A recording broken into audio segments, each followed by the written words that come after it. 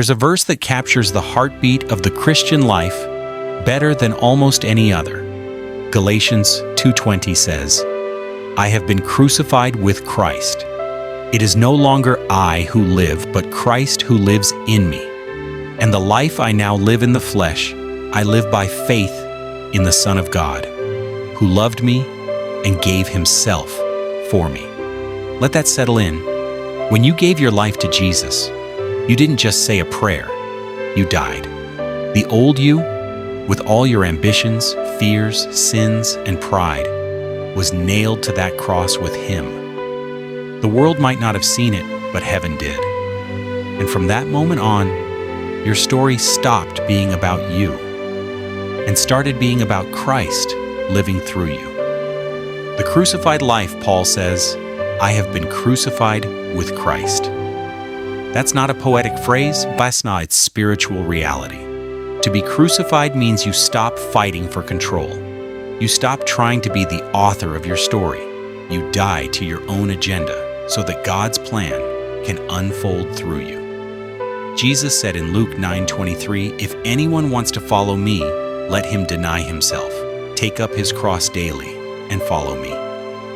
The cross is not just a symbol, it's a lifestyle. It's daily surrender. It's saying, "Lord, my plans die here so yours can live." And the beauty is this: every time something in us dies, pride, fear, greed, self, the life of Christ becomes more visible through us. That's what John the Baptist meant when he said, "He must increase, but I must decrease." John 3:30. Ephesians 2:10 tells us, "For we are his workmanship, created in Christ Jesus for good works, which God prepared beforehand that we should walk in them."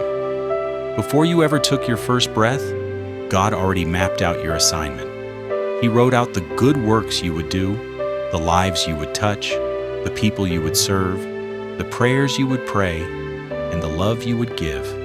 And here's the amazing part. He didn't just plan it, he equipped you for it. Hebrews 13:21 says, "May God equip you with everything good for doing his will, working in us what is pleasing to him through Jesus Christ." So you see, God's not asking you to perform in your own strength. He's saying, surrender and let me work through you. The Christian life isn't you striving for God. It's God living his life through you, getting out of the way. The secret to a powerful life. When you stop fighting for control, when you stop living for applause, when you stop loving the world more than Jesus, something supernatural happens. The Spirit of God begins to move freely in and through you.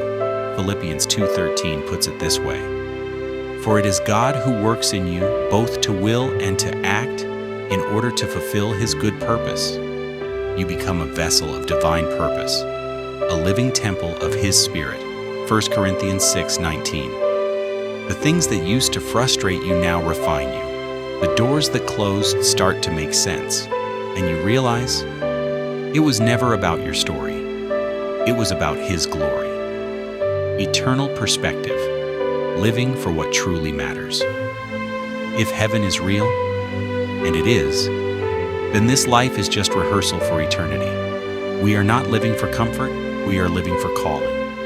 We are not chasing earthly crowns, we are waiting for heaven's reward. Jesus said in Matthew 6:20, "Store up for yourselves treasures in heaven, where neither moth nor rust destroys."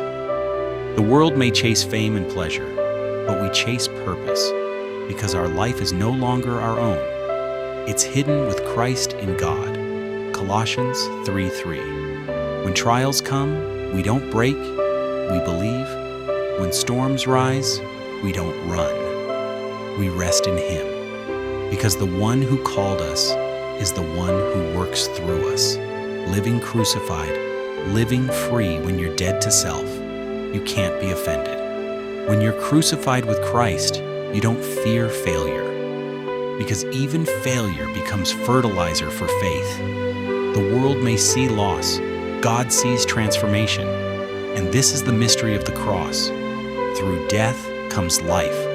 Through surrender comes victory. Through weakness comes power.